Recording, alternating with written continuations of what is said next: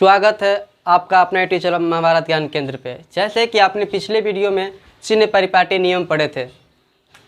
चिन्ह परिपाटी नियम क्यों पढ़े थे? इस दिन के लिए ही, दर्पण सूत्र प्रूफ करने के लिए ही हम लोग चिन्ह परिपाटी नियम पढ़े थे। जैसे कि हमें अगर किसी भी आम खाना है तो पहले पौधा को क्या करना पड़ता है, बीज रोपना पड़ता है, फिर उसको बहुत दिन तक सींचना पड़ता है, फिर आम मिलता है। जिस दिन आम खाते हैं, जैसे कि छोटा पौधा हम लोगों ने रोपा और ये वृद्धि करता गया, तब एक पेड़ बना और पेड़ में आम लगा। जिस दिन आम खाते हैं हम लोग, उस दिन हम इस दिन को याद करते हैं कि ये वही दिन है, इतना दिन प्रयास करके ये चीज़ हमको प्राप्त हुआ। तो अगर ये प्राप्त करना है तो आपको चिन्ह परिपाटी नियम पढ़ना होगा। अगर आप नहीं पढ़े हैं तो पिछले वाले वीडियो में आप जाके उसको पढ़ लीजिए, फिर इसको पढ़िए, आपको क्लियर समझ में आएगा। ठीक है, अब हम समझते हैं कि दर्पण सूत्र होता क्या है। दर्पण सूत्र कहते किसको हैं? सूत्र जो प्रतिबिंब की दूरी, वस्तु की दूरी और फोकस दूरी में रिलेशन को दर्शाता है, उसे कहते हैं, कैसे क्या कहते हैं? उसे कहते हैं दर्पण सूत्र। क्या कहते हैं? दर्पण सूत्र कहते हैं। जैसा कि आप बोर्ड पे देख रहे होंगे कि 1/f equal to 1/v plus 1/u। इन जो फॉर्मूला में रिलेशन है, उसी रिलेशन को कहते हैं मिरर फार्मूला। अब क्या आता है, पहले हम लोग पढ़ने वाले हैं अवतल दर्पण में। अवतल दर्पण किस में? अवतल दर्पण में।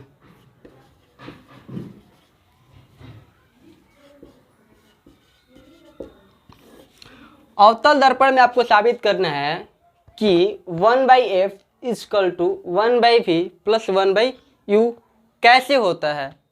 तो आप ध्यान से देखेंगे कि m और m डैश एक अवतल दर्पण है जिसका ध्रुव P, मुख्य फोकस F, वक्रता केंद्र C।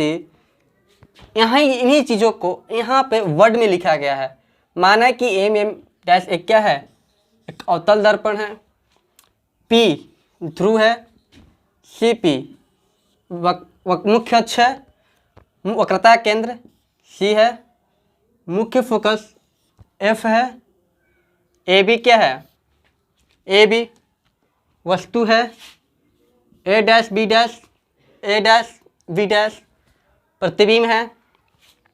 इन्हीं चीज़ों को वर्ड में लिखा गया है।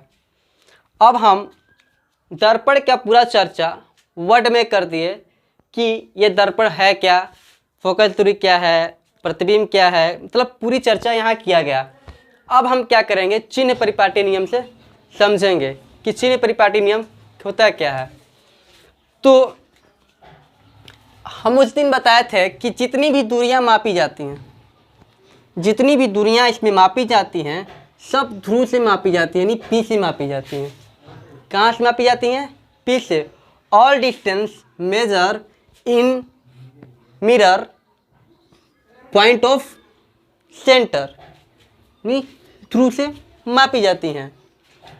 तो वस्तु की दूरी, वस्तु की दूरी PA बोले या AP बोले, कोई प्रॉब्लम नहीं है। तो क्या है, इसको हम PA कर देते ज़्यादा बेहतर होगा, क्योंकि इधर से मेजर कर रहे हैं तो PA। ठीक है, क्या है मेरा? वस्तु की दूरी जिसे हम U से इंडिकेट करते हैं। आप पूछेंगे सर U से इंडिकेट करते हैं तो माइनस क्यों लगाएं? अब तो बात फंसती है। अब आपको भी पता नहीं है सर माइनस क्यों लगाएं, क्योंकि आपने पहले चिन्ह परिपाटी नियम को नहीं पढ़ा। अगर आप पढ़े होते तो आपको ये पूछने की जरूरत नहीं पड़ती कि सर माइनस क्यों लगाएं, क्योंकि आपको पता है, उस दिन बताए थे कि अगर आप निर्देशांक ज्यामिति पढ़े हैं, अगर ये P मान लेते हैं तो इधर से, यहाँ से इधर मापी गई दूरियाँ पॉजिटिव और इधर से मापी गई दूरियाँ निगेटिव, यानी दायां पॉजिटिव, बायां निगेटिव। तो ये इस साइड है, बायां साइड है, दर्पण के ध्रुव के बायां साइड है, इसलिए क्या होगा? निगेटिव। क्लियर?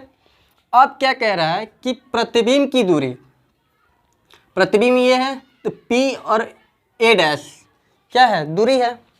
तो प्रतिबिंब की दूरी P A dash equal to क्या होगा, v माइनस, पता है क्यों है, क्योंकि प्रतिबिंब पोल के बाएं साइड है, ठीक है।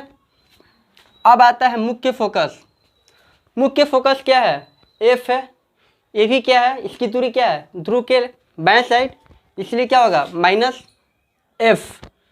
वक्रता क्या बोलते, वक्रता त्रिज्या पी सी, वक्रता त्रिज्या है, तो वक्रता त्रिज्या भी दर्पण के क्या है, बाएं साइड है, इसलिए क्या माइनस, और ये क्या होता है फोकस का दुगना होता है, 2f होता है, इसलिए माइनस 2f, क्या होगा माइनस 2f। क्लियर। अब हम समझेंगे कि चिन्ह परिपाटी नियम तक क्लियर, यहाँ तक आप लोग को क्लियर समझ में आ गया। अब देखिए इन चीज़ में 4 ट्रायंगल हम निकाल रहे हैं। अब ट्रायंगल को ध्यान से देखिएगा, अगर आपको ट्रायंगल समझ में आ गया कि ट्रायंगल का मतलब क्या है तो आप आसानी से प्रूफ कर सकते हैं। देखिए ये एक एंगल बन रहा है, पहला मान लो ये मेरा एक ट्रायंगल, दूसरा ये ट्रायंगल, ठीक है, पहला ये ट्रायंगल, दूसरा ये ट्रायंगल। इसी चीज़ को हम यहाँ लिख रहे हैं A B C, A B C, A B C क्या है, ट्रायंगल है। अब ये ट्रायंगल को यहाँ लिख रहे हैं, देखना ए डैश बी डैश सी,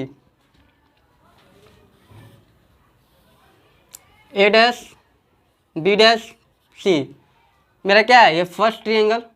अगर हम ध्यान से देखें तो बताया था कि मेरा क्या है फर्स्ट ट्रायंगल, ये मेरा सेकेंड ट्रायंगल, ठीक है। अब बात आती है थर्ड ट्रायंगल की, तो थर्ड ट्रायंगल क्या है, अब यहाँ से A dash A B P, ये मेरा क्या है third triangle A B P, ठीक है। और मेरा fourth triangle A dash B dash P, ये मेरा फोर्थ ट्रायंगल है। उसी चीज़ को यहाँ लिख रहे हैं, गौर फरमाना।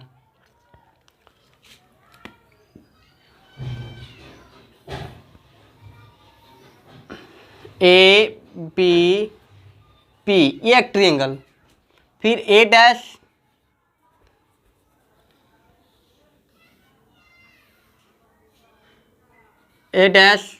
बी डैश पी,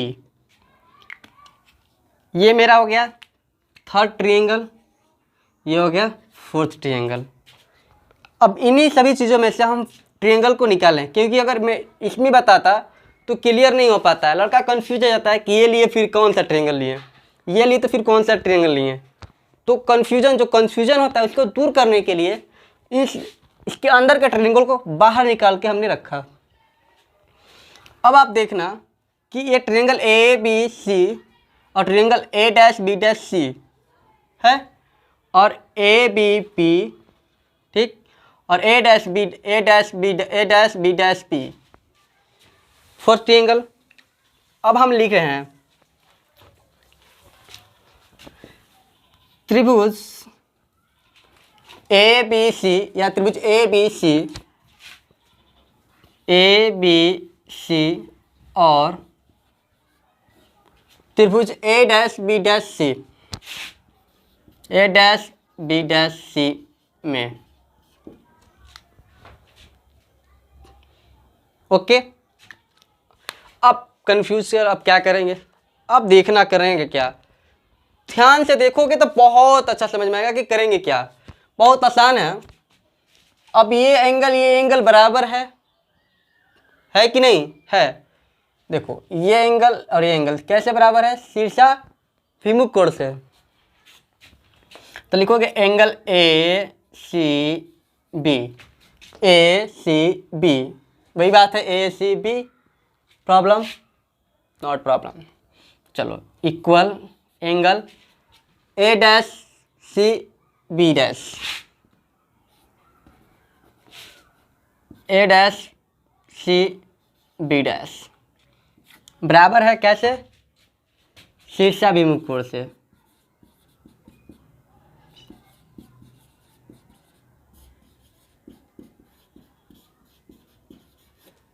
किससे बराबर था, शीर्षाभिमुख कोण से। अब क्या बात है, अब दूसरा कोण देखो, ये भी 90 डिग्री है और ये भी 90 डिग्री है, है ना। अब इन्हीं चीज़ को यहाँ लिखेंगे कि एंगल ए बी ए सी लिख लो,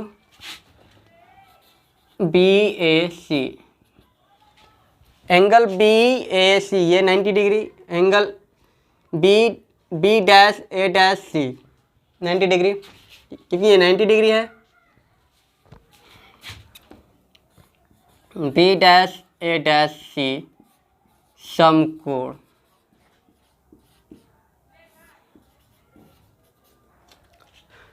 अब बताओ मुझे तुम, ये बराबर हो गया, ये बराबर हो गया, ये बराबर हो गया, ये बराबर हो गया, बच गया ये और ये। अब मुझे पता है आप लोगों को कि नहीं पता है, किसी भी त्रिभुज के कोणों का योग 180 डिग्री होता है। तीनों कोणों का योग क्या होता है? 180 डिग्री।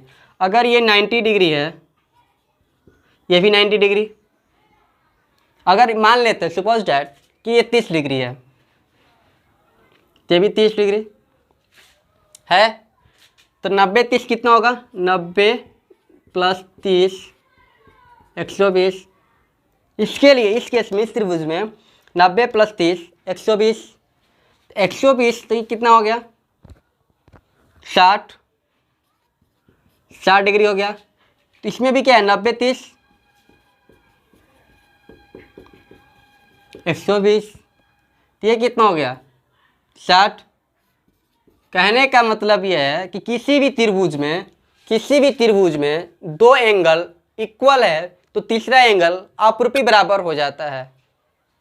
क्लियर? अगर आपको कोई प्रॉब्लम हो तो कमेंट बॉक्स में कमेंट करें, आपको हम बताएंगे कि क्यों हुआ। यहाँ थे हम लोग, अब इसी चीज़ को लिख देते हैं। लिखना कोई खास जरूरत नहीं है पर लिख लेते हैं। एंगल ए बी सी बराबर angle B dash A dash B dash C, A dash B dash सी हो गया। अब क्या होगा, क्योंकि ये आपस में बराबर और ये आपस में बराबर, तब यहाँ लिखते हैं, तब त्रिभुज ए बी सी समरूप होगा। क्या होगा? समरूप होगा त्रिभुज ए डैश बी डैश सी, ए डैश बी डैश सी समरूप है। कैसे समरूप है? डबल ए से या ट्रिपल को, कुछ भी को, डबल ए से क्या है? समरूप है। क्लियर? जब कोई दो त्रिभुज आपस में क्या होता है? समरूप होता है, तब आपको पता है कि उसके संगत कोण क्या होते हैं? समानुपाती होते हैं। क्या होते हैं? समानुपाती होते हैं। तो यहाँ लिखेंगे अतः त्रिभुज, अतः इनकी संगत भुजाएं आपस में समानुपाती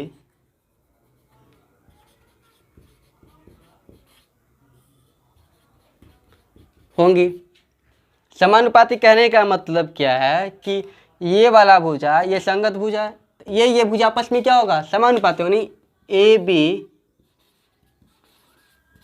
समानुपात ए डैश बी डैश, और ए सी और सी बी। समझना कि यहाँ से नहीं समझ में आता, देखो ए बी और ए डैश बी डैश समानुपाती हो गया, इक्वल ए सी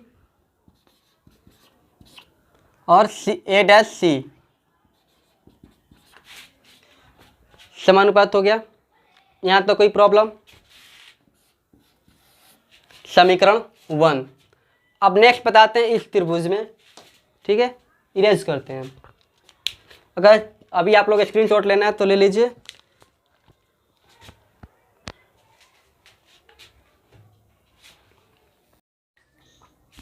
हम लोगों ने इस त्रिभुज के बारे में दोनों ये त्रिभुज आपस में प्रूफ करके और ये प्रूफ कर लिया कि ए बी और ए डैश बी, ए सी और ए डैश सी समानुपाती है। अब यहाँ देखते हैं, अब त्रिभुज, नेक्स्ट त्रिभुज में ए बी पी, इसको लिखते हैं त्रिभुज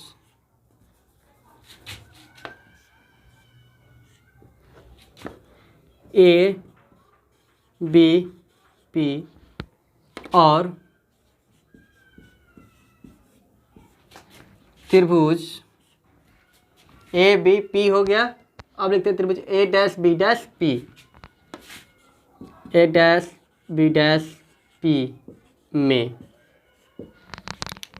यानी त्रिभुज ए बी पी और A dash B dash P, तीसरा और चौथा त्रिभुज ध्यान से देखना। करना क्या है कि ये एंगल और ये एंगल आपस में बराबर होता है, आपको भी पता है। जब हम लोग रिफ्लेक्शन पढ़ रहे थे तो अगर कोई परावर्तक सतह पर कोई राइट आता है, क्या होता है, इंसिडेंट होता है, तो इंसिडेंट होने के बाद जो रिफ्लेक्ट होता है तो इस पर डाला गया लंब, इसके द्वारा बनाया गया एंगल आई और इसके द्वारा बनाया गया एंगल आर, आपस में क्या होते हैं, एंगल आई और एंगल आर बराबर होते हैं। तो उसी चीज़ को हम लिख रहे हैं कि एंगल, चूँकि एंगल बी पी ए बराबर है बी पी ए बराबर है एंगल ए डैश पी और बी डैश। ठीक है, ये एंगल बराबर कैसे, परावर्तन के नियम से।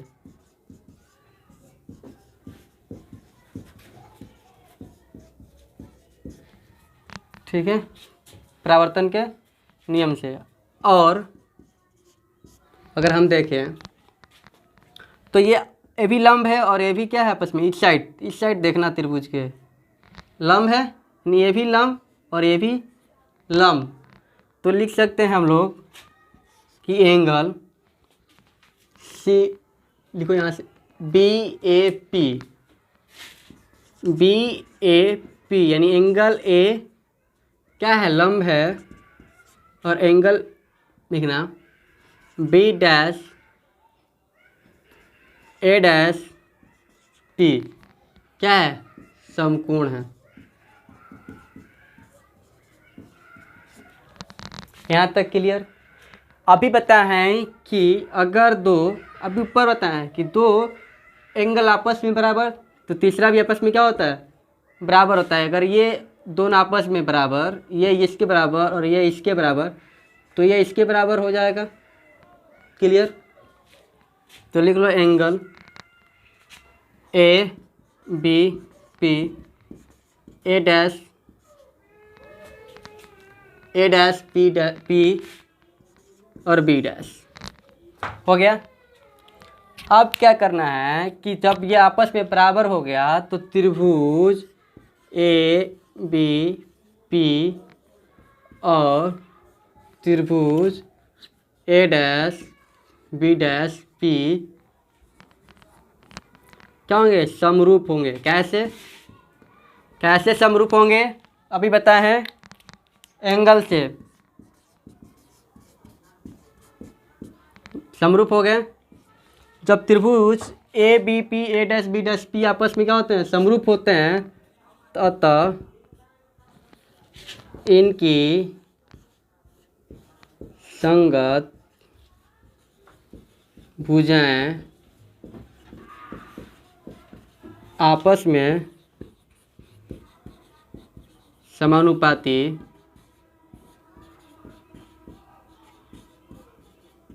होती है। समानुपाती होती कहने का मतलब क्या है कि ए बी मतलब ये और ए डैश बी डैश समानुपाती, यानी ए बी समानुपाती ए डैश बी डैश, और ए पी यहाँ से यहाँ तक की दूरी ए पी यहाँ भी समझ सकते हो, ए बी और ए डैश बी और ए पी और बी डैश पी। क्या लिखते हैं, यहाँ है ना, ये है ए डैश पी इसको लिखो यहाँ से, या सिंपल है पी ए लिख सकते हो, इसको कोई दिक्कत नहीं, और पी डैश ए लिख सकते हो। ऐसे लिख सकते हो या फिर तुम ऐसे लिखो या ऐसे लिखो, कोई प्रॉब्लम नहीं है। डिस्टेंस मेजर करते हैं थ्रू से। हो गया। समीकरण 2। अब देखना समीकरण 1 और 2 से, समीकरण 1 और 2 यहीं पे है आसपास। क्लियर। समीकरण 1 और 2 से यहाँ लिखेंगे समीकरण 1 और 2। आपको कुछ समझ में आ रहा है समीकरण को देखने के बाद? समीकरण यहाँ भी है और समीकरण 2 यहाँ पे है। क्या समझ में आ रहा है कि ये ए बी और A dash B, A B और ए डैश बी डैश जो है आपस में क्या है, दोनों बराबर है। फिर इसमें ये बराबर और इसमें ये बराबर, तो मतलब ये और ये आपस में क्या होगा, बराबर होगा। यानी लिख सकते हैं कि ए सी बराबर ए डैश सी, लिख सकते हैं ए सी बराबर और लिखेंगे पी ए बराबर पी डैश। ये आपस में बराबर हो गए। अब देखना क्या है, अब ऐसी चीज़ को नीचे समझ में आ रहा है, नीचे दिखाई दे रहा है, इसको लिखेंगे। अगर मुझे करना है, अगर सिंपली समझना, एक लाइन खींचते हैं यहाँ पे, देखना ए पी और ये सी है। मुझे लिखना है ए पी मतलब क्या, हाँ यहाँ से यहाँ तक की दूरी, और उसमें से सी पी घटा दिए।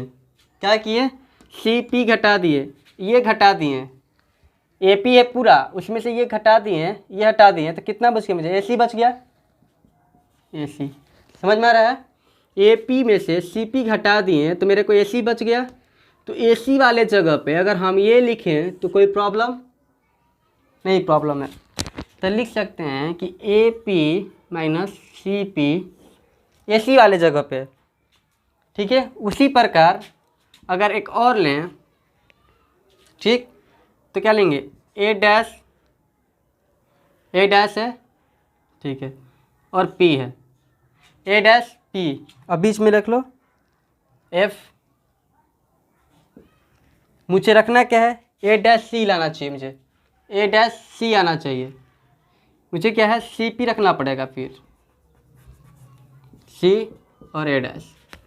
एक लाइन हो गया, सी पी, सी से पी तक है।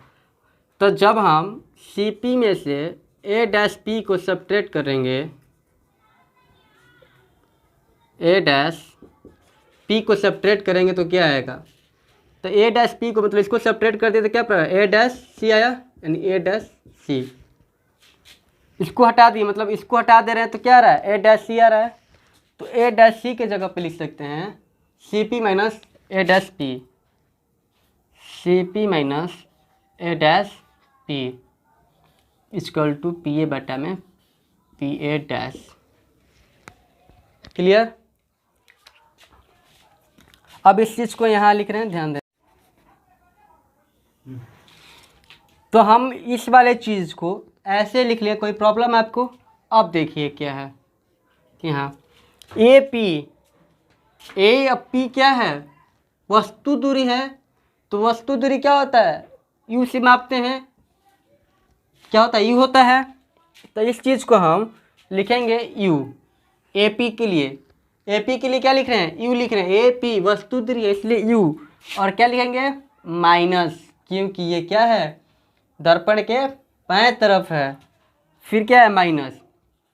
अब सी पी क्या है, वक्रता त्रिज्या है।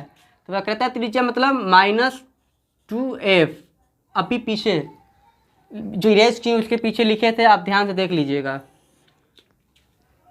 अब देखिए सी पी क्या लिखना है, सी पी मतलब -2f माइनस, अब ए डैश पी क्या है, प्रतिबिंब की दूरी, यानी -v। क्लियर। अब है पी ए यानी वस्तु दूरी -u। अब फिर पी और ए डैश प्रतिबिंब की दूरी -v। क्लियर। अब माइनस से माइनस क्रॉस, ठीक है।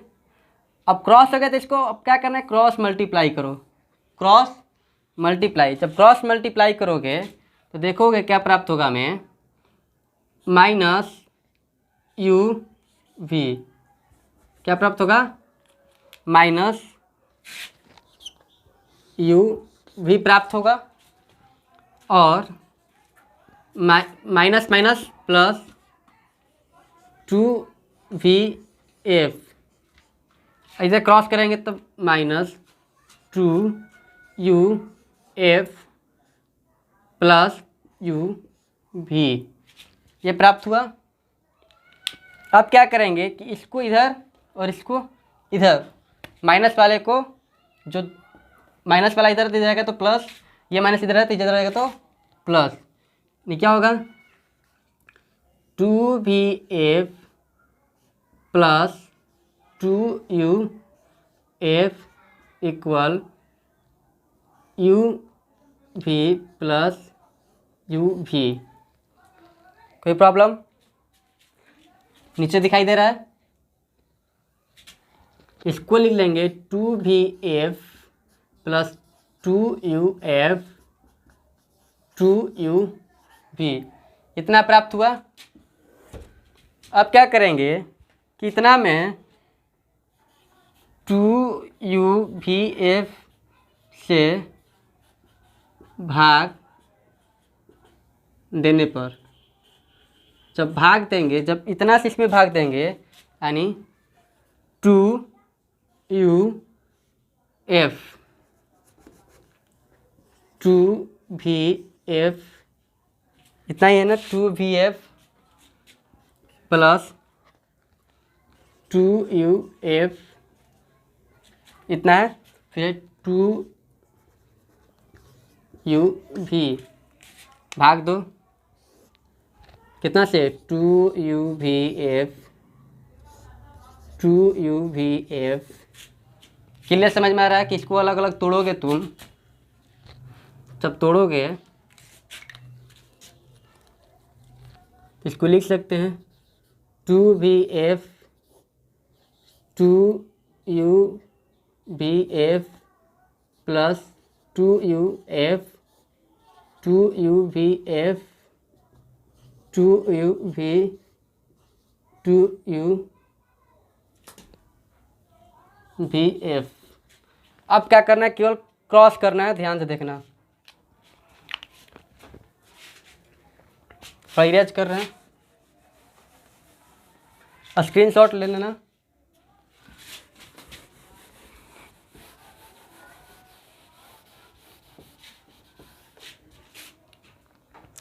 जब भाग देंगे इसको देखना ध्यान से, ये 2 से 2 क्रॉस खत्म, V से V खत्म, F से F खत्म, 2 से 2 खत्म, U से U खत्म, F से F खत्म, 2 से 2 खत्म, ठीक है, U से U खत्म, B से V खत्म। तो इसको क्या लिखेंगे, बच गया क्या, 1/U plus 1/B equal 1/F।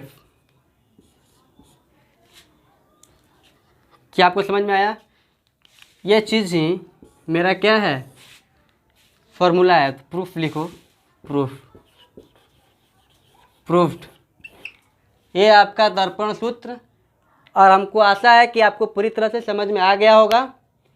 अब हमने पढ़ा था अवतल दर्पण में, हम नेक्स्ट वीडियो में आपको पढ़ेंगे उत्तल दर्पण में। तो आप ध्यान से इस वीडियो को देखें, और अगर आपको कोई प्रॉब्लम हो तो कमेंट बॉक्स में कमेंट करें। कोई समस्या हो तो हम उसको दूर करने की कोशिश करेंगे। धन्यवाद।